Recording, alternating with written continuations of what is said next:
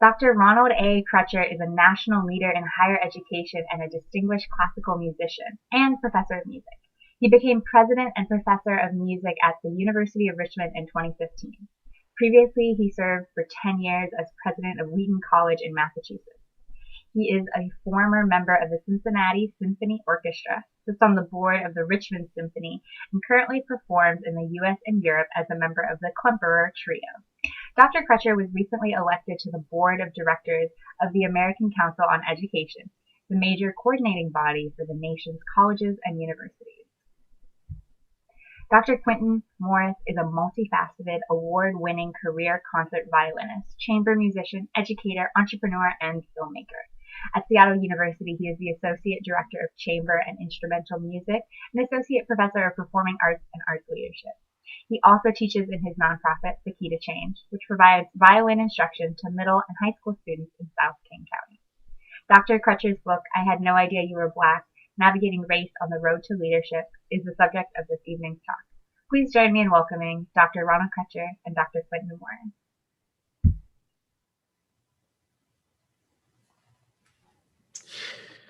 Good evening, everyone.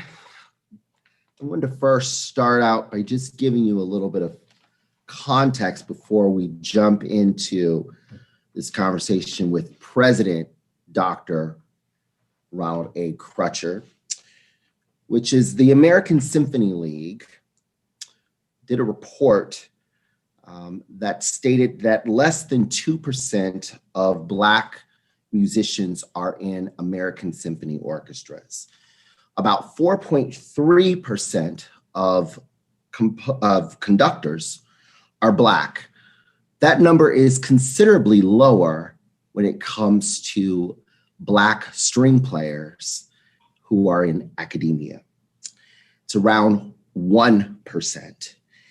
And out of that 1% of Black string players who work at universities, even less of those professors are tenured. That is a considerably low percentage when we are talking about Black excellence or just the accomplishments of what Black string players or Black musicians have been able to do and have been able to contribute not only in the classical music sphere, but also in the world of the academy.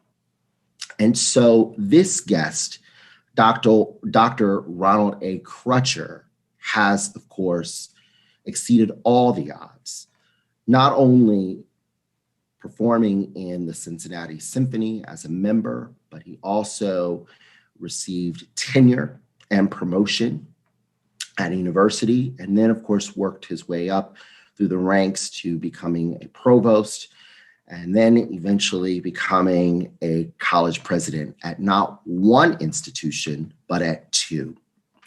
And so when we're talking this evening about leadership, and we're talking about the roles in which we as leaders have to navigate through the many, many different responsibilities that are required of us, I want to just pay homage to Dr. Crutcher for his enormous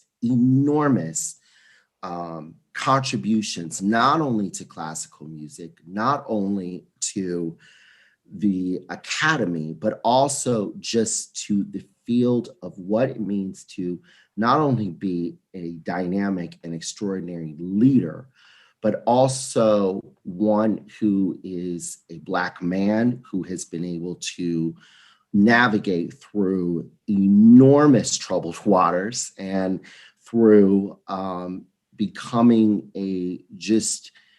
not only a pioneer, but a mentor for so many people, including myself.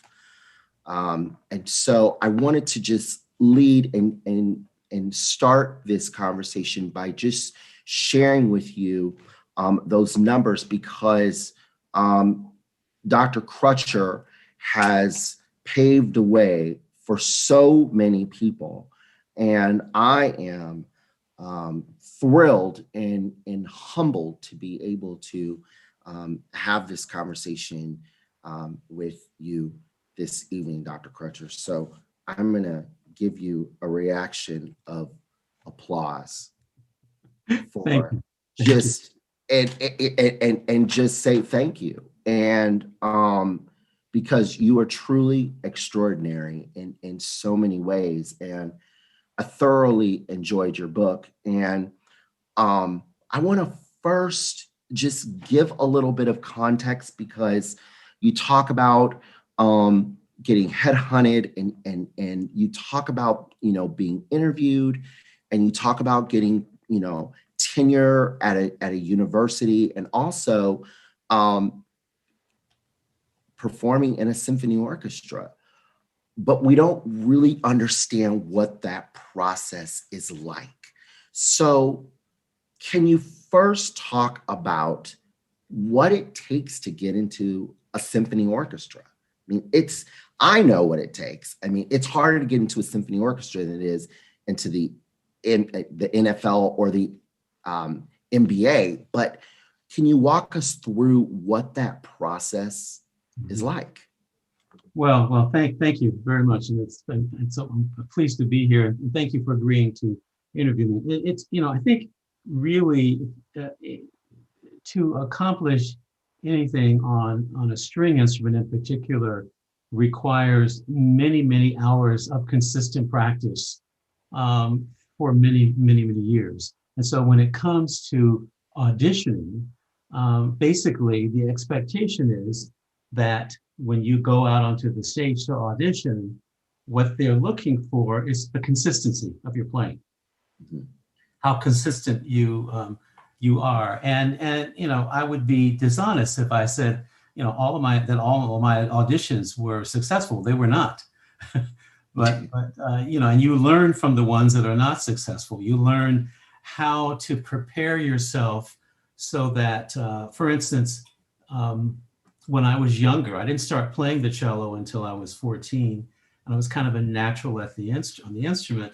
And so for many years, I would perform under a lot of pressure. I would never get nervous at all. And then that experience, actually, it was when I was at Yale. Suddenly, I went out onto the stage, and for some reason, I was very nervous. I wasn't prepared for it because I'd never gotten nervous before. So that was a lesson. And the lesson was assume that you're going to get nervous. Therefore, you have to prepare for it in some fashion through deep breathing, whatever. I mean, these days I meditate, but prepare to be nervous. And so that's what I had a whole kind of regiment of things that I went through when I was auditioning. But as you well know, Dr. Morris, things can spook you. Let me share one example. I auditioned once for the Pittsburgh Symphony when I was living in Germany, and there was another woman who was for many years in the Baltimore Symphony, Esther Mellon, who was an African American woman who was auditioning too, and I made the mistake. You could, in the little practice room, you could listen to the auditions. I made the mistake of listening. I got really spooked by that. There's a lot of parallels, though, between that and, say, public speaking, right? Yes. Right? And so what's the difference between being nervous and being scared? Or is there a difference? Well, I think that there is a difference. So what I learned from my experience at Yale was that it's good for you to be nervous, and that you can be nervous and still in control. To me, being scared means you're out of control. You can't, you're shaking. You can't control what you're doing. And so through, and people, there are a number of things. Visualization exercises can help. So before you play, you practice imagining how you're going to feel when you walk out and see the audience. And so you make yourself practice and pretend that you're getting nervous. But it's good, I think it's good to have a few nerves. I mean, another thing that was helpful for me was reading the autobiography of Pablo Casals, when he talked about the first time he played. Pablo Casals was one of the greatest cellists of the 20th century. And he talked about the first time he played in Paris, and he was playing the Lalo Concerto. And the Lalo Concerto begins at the beginning, da da da da da, with an upbeat. Well, he played da da, and when he did the upbeat, his bow fell out of his hand into the audience. He got nervous. And so for me, I thought, well, okay, if Pablo Casals could be nervous, it's okay for me to be nervous too. You can be nervous, but not scared. That's right. That's correct. So how does that then transfer over to your life as a professor? Because I want to talk about that. And can you share a little bit of context of how important it is to receive tenure and promotion at an institution? And what does one have to go through? And do you feel like race played a part in you going through that process? Interesting. Well, I went through promotion and tenure at the University of North Carolina in Greensboro. And I was very fortunate when I went there to have had two incredibly helpful mentors, neither of whom was a person of color. A gentleman who was considered to be a curmudgeon, by the way, by many of his colleagues. He was a very well-known musicologist. And then a woman who was a renowned professor in a totally different school, whom my wife, Dr. Betty Neal Crutcher, had gotten to know through her. My wife, Dr. Betty Neal Crutcher, was assistant to the chancellor. And they really, and this is what I tell young people, particularly young faculty of color. I mean, when you go through promotion and tenure, there is a formal process, and then there is an informal process. And the informal process, of course, is not written down, right? Right. These days, back in those days, this is back in the 80s, not very much was written down at all. There were not very many guidelines, but there were some guidelines. And so particularly the gentleman who was a senior professor in the School of Music at UNCG was very helpful in helping to guide me what I should do. He was the one who gave me enough courage, because in those days, there were very few Black faculty at the university. And so I was asked to do a lot in terms of university service. And he said to me, you're doing X, Y, and Z. That's enough. You don't need to take on. You're not obligated to take on more. It's okay for you to say no. And I had not even, it hadn't even occurred to me that I guess, let me put it a different way. I felt that I would jeopardize my opportunities, my chance of getting tenure if I said no. And he said, no. Your portfolio is large enough. So that was very helpful. The other way that both of them helped me was that he reviewed my portfolio for promotion and tenure before I sent it to the committee. And he was able to say to me, certain things that I'd included, I didn't really need to include. And then she actually shared with me a redacted file that I was able to look at. So that was really very, very helpful to me. Now, the other thing I did when it was time for promotion and tenure, because as you well know yourself, having been through it, it's nerve-wracking. Yeah. It's nerve-wracking. And so I had to, in my mind, do exactly what I did when I was studying for my doctorate degree. I had to, in my mind, be comfortable with the fact that if I didn't get tenure, I was going to be okay. It would be the end of the world, right? And that it was going to be, I feel that I've met the qualifications. If they don't see that, I'm not going to make that my problem. That's a running theme in your book, that if it doesn't work out, that it's still going to be okay. Why do you think that is not something that mindset is not practiced? Or do you think that it's practiced enough with leaders today, that if something doesn't work out for you, that you're still going to be okay? I think it's really how you view yourself and your approach to life and things that happen to you in your life. I mean, I am a glass half full person. Mm-hmm. And so I try to, I try to be as optimistic as you know, I'm also realistic, right? Right. But the other thing I have done, and I would be dishonest if I said I've always been this way. I haven't. I mean, I've learned over the years. I also have figured out a way not to take things personally. Like it's not. It's in other words, to get to a point where this whatever the decision is, positive or negative, it's not to take it on personally, so you feel that you failed, right? I mean, I think for my own mental health, that's the only way I can be.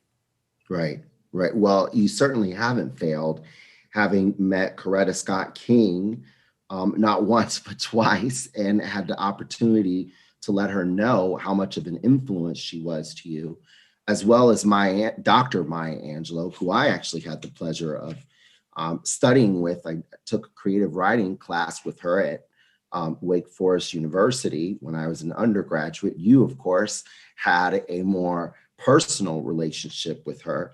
But you say in your book, in the coda, An Ear for Leadership, one thing that that really resonated with me, quote, you say, I have not tried to present my leadership style as the perfect model for all to follow. My story is but one example of how to live a fulfilling and useful life. But even for those who choose alternative routes, there are three key principles that I would commend to anyone contemplating leadership of whatever kind. 1, know yourself. 2, be kind to others, no matter how difficult they are. And 3, to take care of yourself mentally and physically. When we're talking about leadership, and especially now in this COVID crisis that the world is experiencing, how does a leader know, or how does one know themselves? Mm-hmm. Mm-hmm. Can you talk a little bit about that? How do you know? I mean, throughout the book, it seems like you've always known who you were, and what your purpose was. But for those people who are in leadership roles, or who are facing some sort of crisis in their lives, and they don't know where to turn to, or don't know how to make the right choice, how do you know mm-hmm. you are? Well, I mean, I'm not going to say that it's easy. It's not easy. It takes a lot of self-reflection, and I've spent a lot of time reflecting. But I will say to you that early on,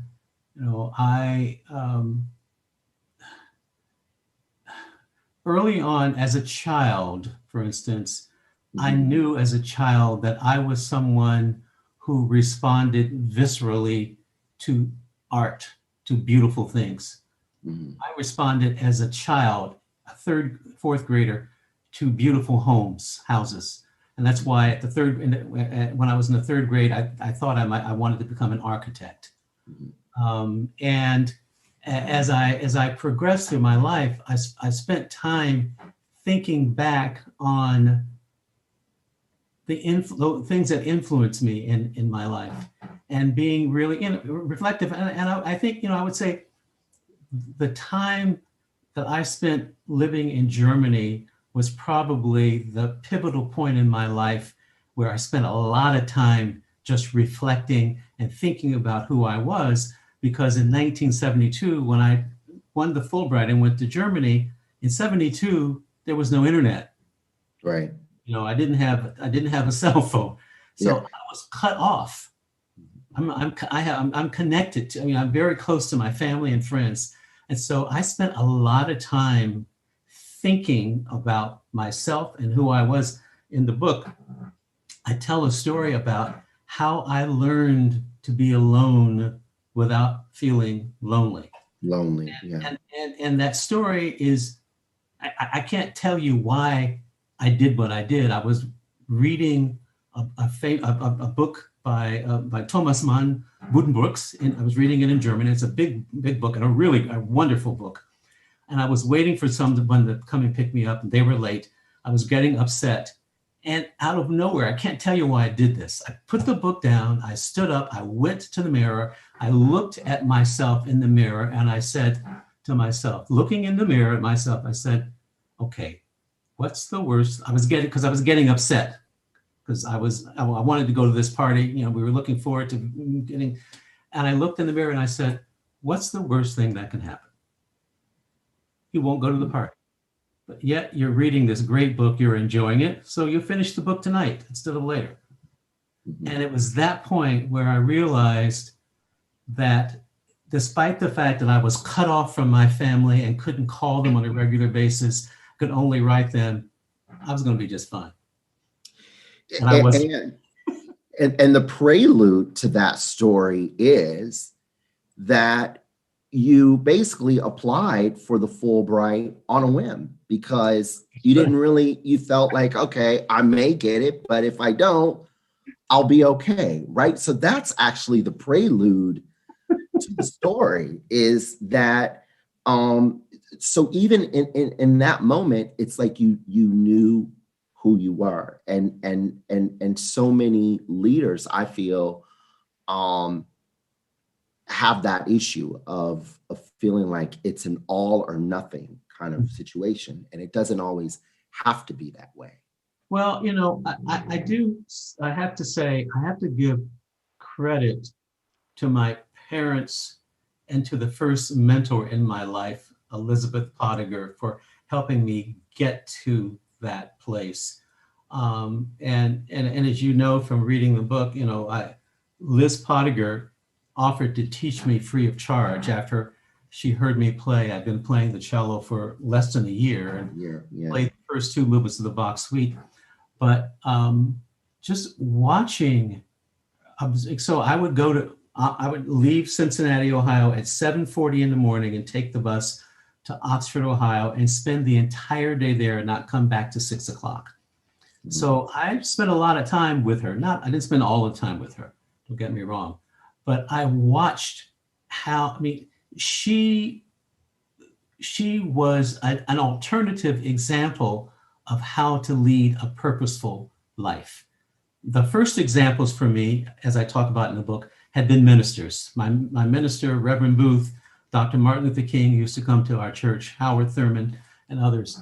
But and I thought at one point about becoming a minister, but here, this was a woman in an area in music, something that I had fallen in love with, and yet she was changing the lives of students. I didn't think of it at that time. I didn't think about the impact she was. This is ironic. I didn't think about the impact she was having on me, but I was just watching all these other students that she was working with, and they all seemed to have a different relationship. Yet she was really having a great influence on their lives. And quite frankly, had it not been for my interaction with her, I doubt that I would have even thought about becoming a university professor. Neither of my parents went to college. And so the thought of a university professor never entered my mind until I met and observed Professor Elizabeth Pottinger. Yeah. And I mean, it's really clear that your relationship with her, in some sense, was an extension of the relationship you have with yourself. Yes. and what I took away from it was really the important role that mentors can play in a young person's life. When you talk about how you learn to have a full life, what exactly does that mean to you, having worked with this extraordinary person? Well, what I observed about her is that, I would go, when I first started studying with her, I would go to her home. I didn't go to her studio at the university. She had a beautiful home with antiques. And then, I learned she traveled all over the world. She was a white woman, European heritage, yet she was a lifelong member. No, a life member of the NAACP. In fact, she housed some of the students who came to Oxford in 1963 for the Freedom Summer. She was very much engaged in faculty governance. And so I learned about faculty governance from her. She'd get a phone call from someone, or she'd be talking, and then she would explain to me that she was on this or that committee and what was happening with the university. And she was a voracious reader. Not just music, but even with music, she really helped me because I was pretty much self-taught. I taught myself to play that Bach suite, those two movements. I actually took out a movie from the Cincinnati Public Library, a movie of Pablo Casals playing, so I kind of mimicked him. But she helped me to understand the architecture of music, the way it was put together, the tonal qualities of music. She also helped me to realize that as a musician, as a cellist, you're functioning much like an athlete, right? And you have to, in order to play well, you have to make goal-oriented movements, and in order to ensure that what's in your mind's ear comes out when you play on the instrument. So there are many, many things that I learned from Liz Bodiger. Well, one of the things that was very clear in the book that you learned from her, which is an intangible skill that I think is very important for just not only to be a good person, but also a very effective leader, is being humble and also loyalty. What does it mean to be loyal? In your book, you talk about how you spent 2 summers working at Indiana University while you were a student at Yale, and you had the opportunity to work with Jonas Starker, who was a very renowned and respected cellist, who was a soloist, but also taught cello students at Indiana University. And I'll read a little excerpt here from your book that you basically say those 2 summers were pivotal to my development as a cellist, of course, working with Starker. Starker was not nearly as warm and as welcoming as Prescott, but he spoke freely around me and I took copious notes. The gist of his instruction was that technique and virtuosity should be used in service to the music, not the other way around. During one lesson, Starker looked at me after I had finished playing and said in his thick Hungarian accent, quote, "Tell me, Ron, how does she do it?" End quote. You know, Liz, she's not a great cellist, but she has produced some really fine musicians. What's her secret? I was dumbfounded, both honored and embarrassed, particularly for Liz.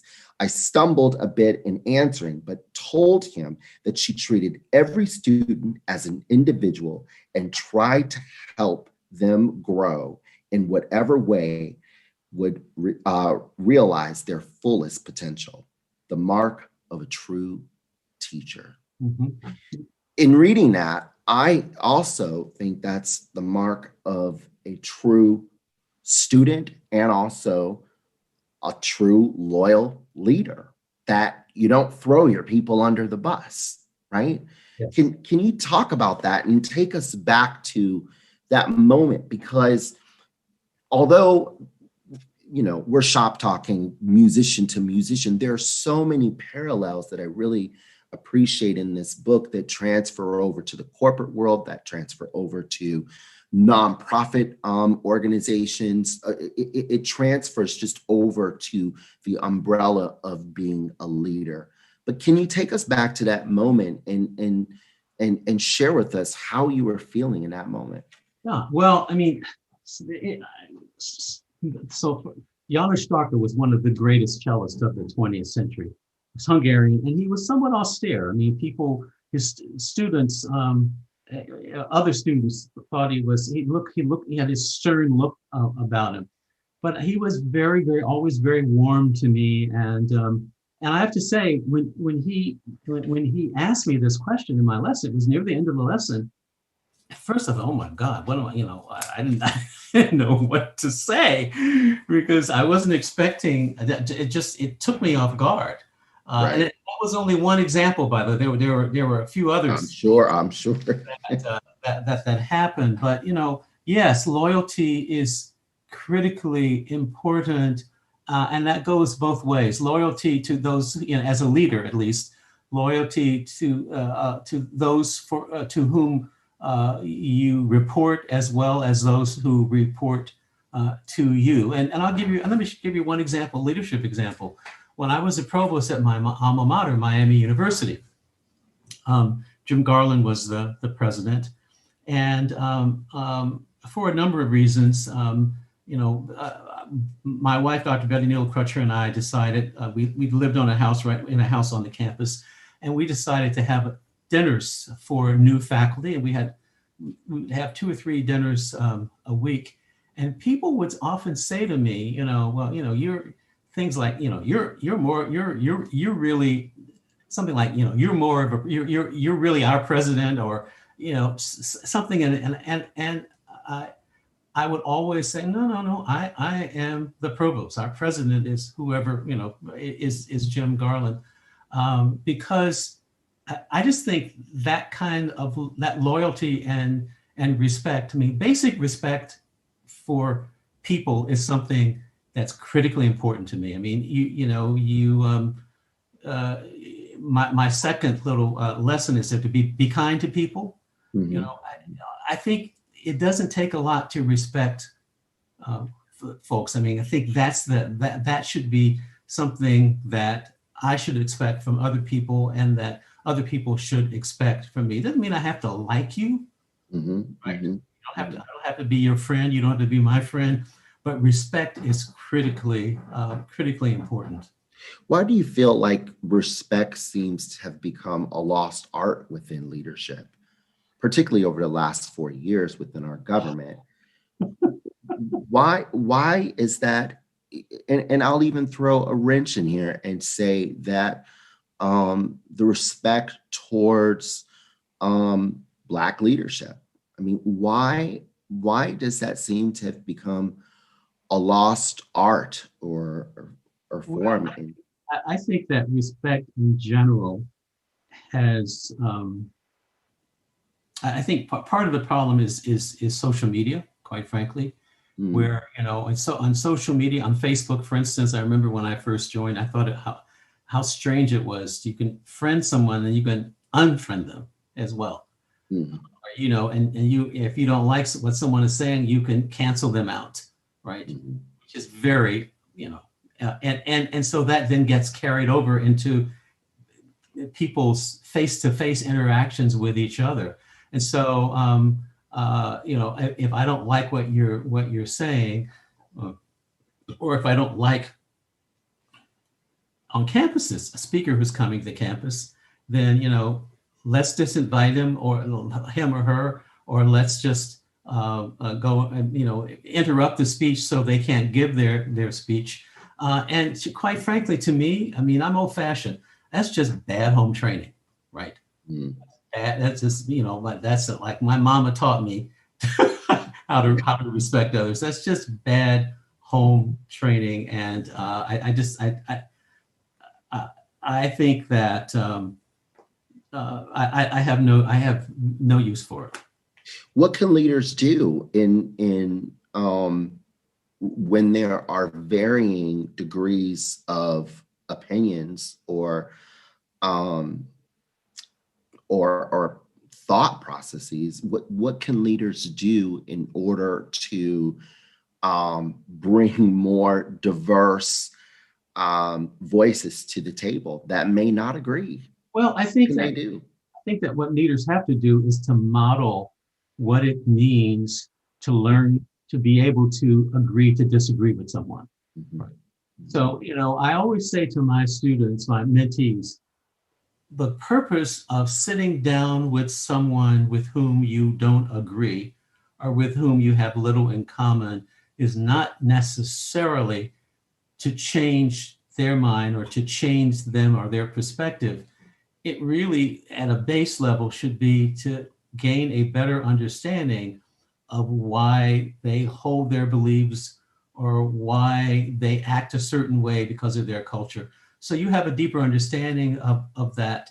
And it doesn't mean at the end of the conversation, you necessarily have to be friends, but that at the end of the conversation, hopefully you'll have a better understanding and therefore can say, okay, I get it. I get it now. And what happens today too often is that, particularly, and I've seen this get worse in the last 4 years, is people retreat into their own bubbles and only want to speak to and interact with people who are in that bubble, who have the same beliefs, the same perspectives, come from the same race, ethnicity, or culture. And not only do they simply limit themselves to interaction with those people, but then they go even further and they demonize those others. So there's no basis on which to bring the two together because, I don't want to interact with those folks because they are the devil or they are bad people or they are filling in the blank. And at a base level, what concerns me about that is that that's just not good for our democracy. Mhm. And our democracy in the United States is not, I like to say, it's not a full-fledged adult. Our democracy in the United States is at best an emerging adult. And So so, what about, okay, go ahead. and so, no, I'm just going to end by saying, so we have to, we have to we have to pay more attention to how we are sustaining that democracy. Sure. So, but in the case of leaders who might feel like they're being diverse, but actually aren't, what are some things that they can do to recognize either their own ignorance or their own lack of openness or diversity or own biases? What can leaders do in order to confront that, especially if they don't recognize it or are in denial? Well, I mean, the thing is, if you as a leader, I think the capacity to engage in self-reflection is critically important. And that's one of the most important components of emotional intelligence, right? Yeah. Being able to take a look at yourself. Now, there are a lot of ways to do that. I mean, and there are ways. I mean, I'd say to my mentees all the time, this is not necessarily something you're born with. There are ways you can learn this. You can do something like, go to the Center for Creative Leadership and do some of the assessments and get feedback and learn from another party, learn more about the impact of your behavior on others. But I'll tell you, Dr. Morris, there is a small percentage of people for whom that does not work, right? And so, I mean, I think those people are in a category by themselves. Right.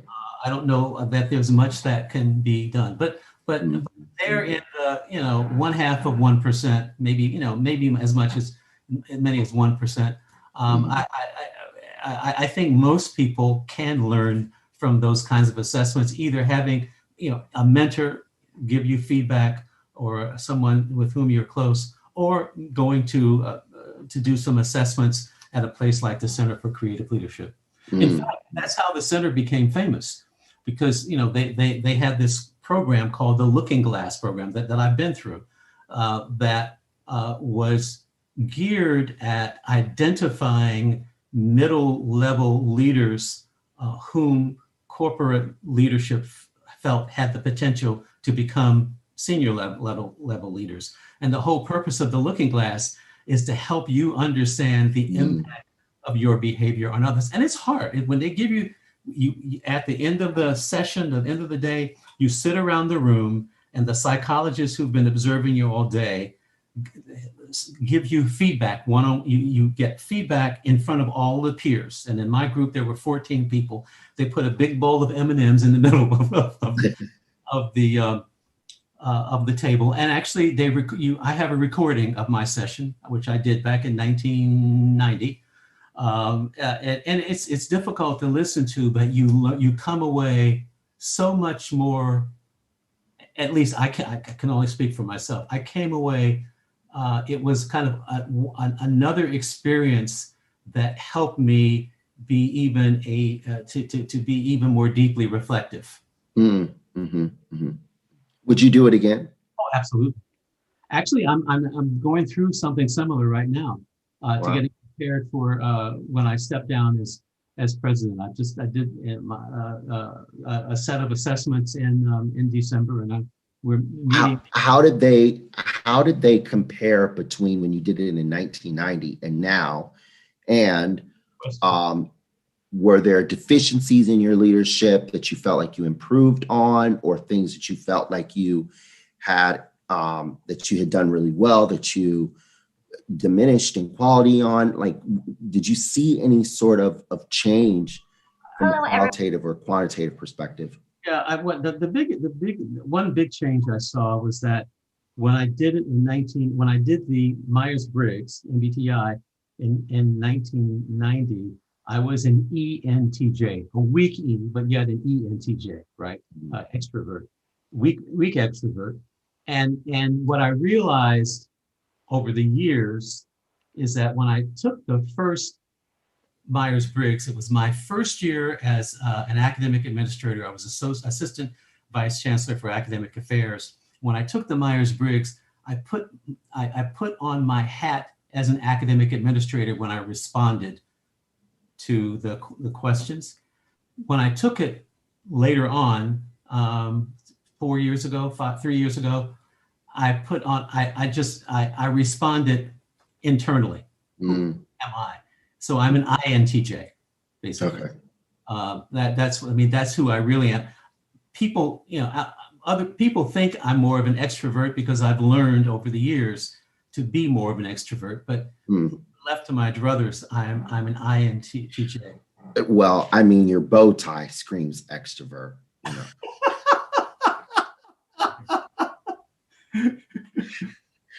I want to shift gears a little bit and talk a little bit about diversity. In your book, I'm going to read this excerpt. You talk about, as president at Wheaton, I explained to the faculty that my goals for diversity went beyond social justice, which of course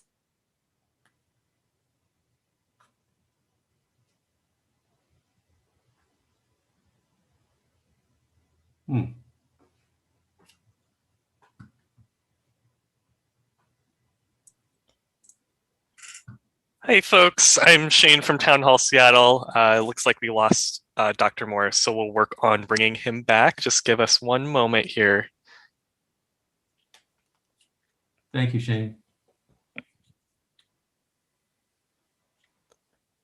Dr. Crutcher, while we're waiting, do you have anything that you wanted to continue the conversation?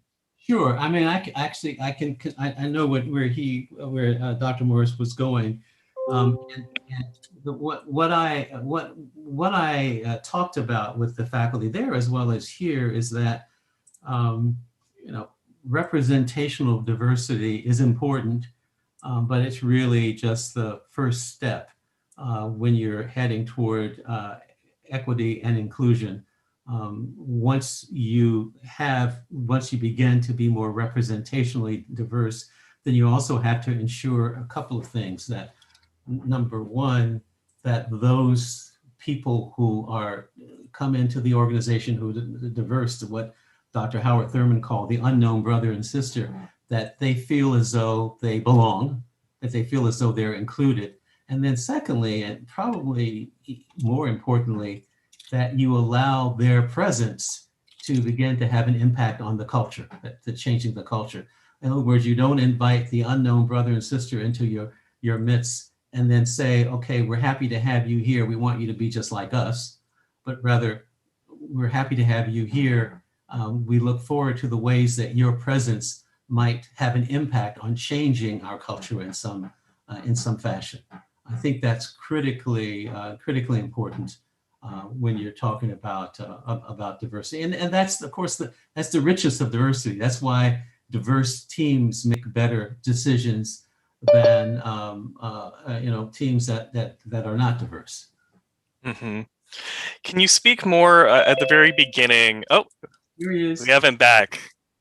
Welcome back. Oh, you're muted there. You're muted. I'm sorry, I apologize. I'm in a hotel and I had to renew my hotel. Oh, okay. Internet. Well, we're happy that you were able to come back and join us here. Okay. I apologize. I'm so sorry. All right. Not a problem. We'll let you pick up. Live? We'll let you pick up from where you left off. Okay. Are we still live? Yeah. And great. I just made some comments about the question that you were asking. So. Oh, great. Okay, fine. Well, I just want to say for those who are watching and listening, that if you have questions in the chat, please put them in the chat. And we will, of course, get to your questions. Okay, so you answered the question about the diversity. I want to then talk a little bit about how can organizations be much more diverse in thought, and more specifically with just where a lot of organizations right now are talking about anti-racism and anti-racist practices. Can you give some examples of what leaders can do in order to incorporate anti-racist or any sort of practices within their organizations and or companies to be more inclusive, especially towards people who might not look like them or may not have the same opinions and or thoughts as they have? Well, I think that one of the reasons why America continues to grapple with the vestiges of racism, which are really the vestiges from slavery, from segregation, Jim Crow, and everything, because we've never really dealt with the psychological impact of the horrible ways in which certain Americans treated other Americans. I mean, if you think about slavery, if you think about what happened in Reconstruction, the floodgates were open and then suddenly shut just like that within a few years. And so in order to begin to push against systemic racism and some of the actions that people are not even aware of, I don't think you can't start first with the head. I think you have to start with the heart. And so I'm a real proponent of intergroup dialogue and helping people learn how to first feel comfortable with each other by getting to know each other, and then to get to the point of having full-throated conversations about some really, really difficult subjects. And until that can happen, there's not at least in my opinion, there is not a basis for understanding the underlying causes for things like microaggressions even, right? Sure. The way, because that's all happening, because of what people are carrying around in their head, usually, and let me give you an example, since I'm a university president, I'm on a college campus, just the college campus. Just think about this for a moment. According to the Public Religion Research Institute, 91% of whites have only other whites in the United States. 91% of whites have only other whites in their close network. 83% of blacks, 64% of Hispanics. Now, so basically, our students are coming to us from segregated communities. Mm-hmm, mm-hmm. Some of them have gone to schools that have been more integrated, but their communities, their families, their churches are segregated. When they come to college, then, if they come to a place like the University of Richmond, which is fairly diverse, we have about 30% students of color, 10% international students, our students don't have a real basis for which to develop close relationships such that they can have these kinds of difficult, full-throated conversations with people who are different from them. So we have to help them do that at the university. Who is we? University leadership. Okay. At college and university. That's but then isn't there an argument to be made that it's generally black people who help them have that conversation? Because if you're white, you can say, I'm scared, I don't want to have this conversation, or I don't feel like having this conversation, or I don't want to be labeled a racist, so I'd rather not say anything.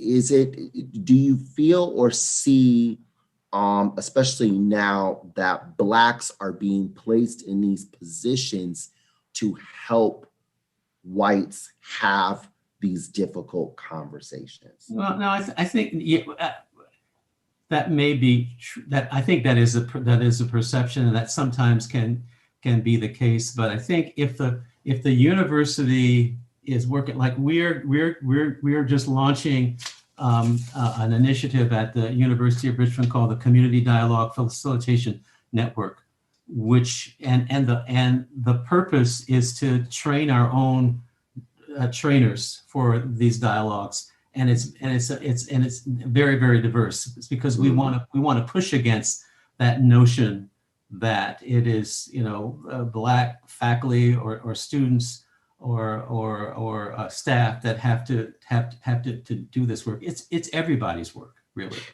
What sort of advice would you give to a leader who might want to engage in this work, who works in the nonprofit sector, or more specifically in the corporate world, where these conversations can often turn extremely toxic or people might feel that someone might retaliate against them because the culture has been so fixated on avoiding these types of conversations? What sort of advice would you give to a leader in either of those areas if they wanted to do this type of work? That's challenging, and you have to have, particularly in corporations, if you don't have someone in a leadership position who is committed to changing the culture of the corporation such that these kinds of conversations can take place, it's going to be difficult. But I would also say,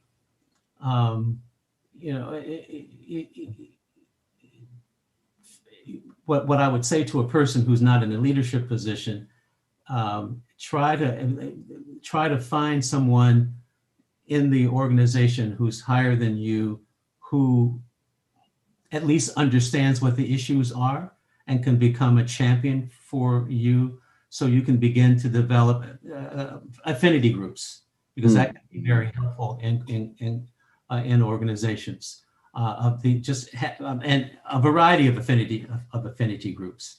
And in that way, there's strength through the affinity groups themselves, and strength in getting others to help you think through how to make change in the organization. And then those who are part of the affinity group, each person in that affinity group is going to have a connection to someone at a higher level who might be, at least to some extent, a champion for them. Sure.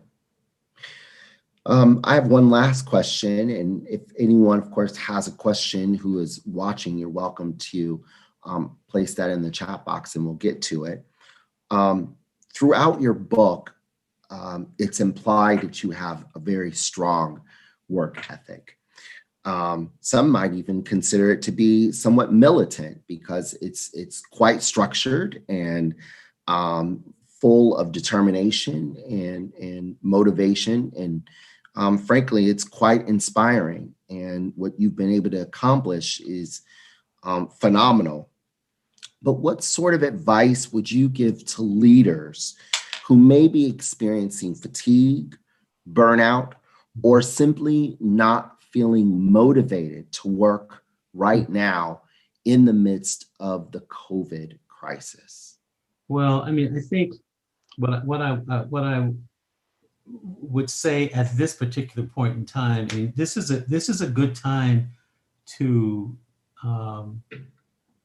take time for yourself and to do some self-reflection. And you can do that in a lot of ways. I mean, one of the things I talk about in the book is that every leader, actually, I believe every person, should have some means of remaining centered. That's a Quaker term, remaining centered. In other words, a way of bringing yourself back into equilibrium when something causes you to be off balance, either praying, meditation, swimming, yoga, or whatever. And now is a great time if you haven't thought about this notion of centering. And it doesn't have to be. It can be swimming. It can be riding your bike. It could be reading a book. But now is the time to take the time to do that, particularly if you feel burnt out. To take time to think through why it is that you're doing what you're doing. Why did I make a decision to do X, Y, or Z? And then, throughout my life, I've always thought beyond where I am right now. So what are my next steps? Even though I've been rather regimented, my plans have changed over the years. But I guess what I'm saying is that even if you, going into COVID, did not have a way of self-reflecting, just to take the time, even just reading books on leadership can be a pathway into that self-reflection. I think because there's no better time than this, right? When you're working, and most people are working at home, and it's not that you have copious time necessarily, but you don't have to run around as much. You can work in your home. At least that's my experience, and experience of many of my friends as well. Good. Well, I think that does it for our talk. And I just want to thank you so much. I want to plug this book. If you have not had a chance to read, I had no idea you were Black, Navigating Race on the Road to Leadership. You can pick this book up. It's online. It's on, of course, Town Hall's website with a link. Highly recommend that you get this book. There's some really fantastic leadership lessons in this book that I think you will find to be extremely inspiring and helpful for those of you who are leaders, whether you're in nonprofit world, in education, or in corporate. I think that there's some really great gems in this book, and I hope that everyone is able to pick up a book of Dr. Ronald Crutcher. Thank you so much for this talk. This was very, very informative and inspiring, and I really appreciate you taking the time to talk to us in Seattle. Thank you very much. My pleasure. And on behalf of Town Hall, I want to thank Dr. Crutcher and Dr. Morris for being with us this evening. And I want to thank everybody else for tuning in and spending their time with us. If you enjoyed this event, you can find many more like it on our website, townhallseattle.org. We hope you'll consider making a donation, as your support will allow us to continue to provide events just like this one. If you're interested in purchasing a copy of Dr. Crutcher's book, I Had No Idea You Were Black, Navigating Race on the Road to Leadership, please use the link on this live stream page to purchase through our friends at Elliott Bay Book Company here in Seattle. And finally, thank you again for being here. Have a great evening, everyone.